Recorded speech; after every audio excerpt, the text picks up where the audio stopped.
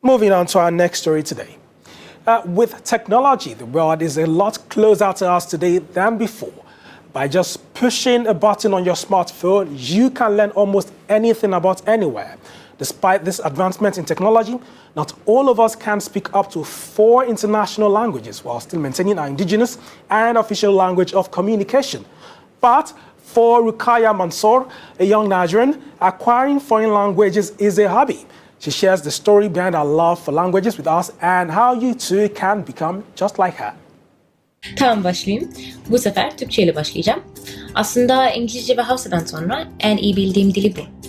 Türkiye'de okuduğum için. Şimdilik bu kadar. 그다음에 한국말. 사실 부끄럽지만 아직도 한국어 수업을 하나도 안 봤어요, 난. Hello, my name is Rugayya and I speak 6 languages. My family, we usually watch a lot of ZTV, and so I was sitting there, watching a lot of stuff, and I'm like, why not just learn it? So that's what happened. So that was Hindi. After that, I went on to learn Turkish because I went to school there. While I was in school, I had a friend who was really into Korean stuff. And at first I was like, oh my God, what are you watching? But then I was like, you know what? I'm gonna give it a try. I started watching it, got hooked, and I'm like, I should learn this language. So that's Korean.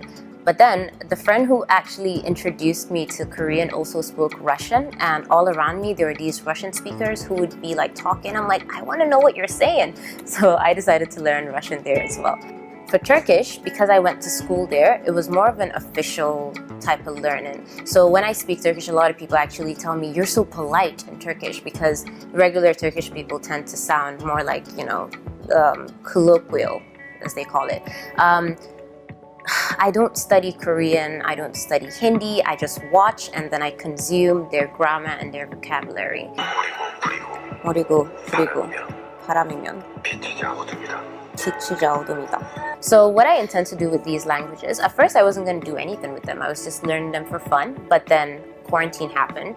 And so I decided to post a video, and once that blew up, I decided maybe I could help sort of teach people, and a lot of people were asking for language tips, so I opened a YouTube channel. It's called The Avid Dabblers, and I just post videos on there about different types of stuff, language tips, some psychology, because I happen to be studying clinical psychology. इसीलिए हमें कोशिश करना पड़ेगा कि इस साल को और हमारी ज़िंदगी की बाकी वक्त को सही से इस्तेमाल करना. Tabii ki de 2020'yi hiç unutmayacağız. Çok fazla şey kaybettik ama aynı zamanda çok fazla şey öğrendik.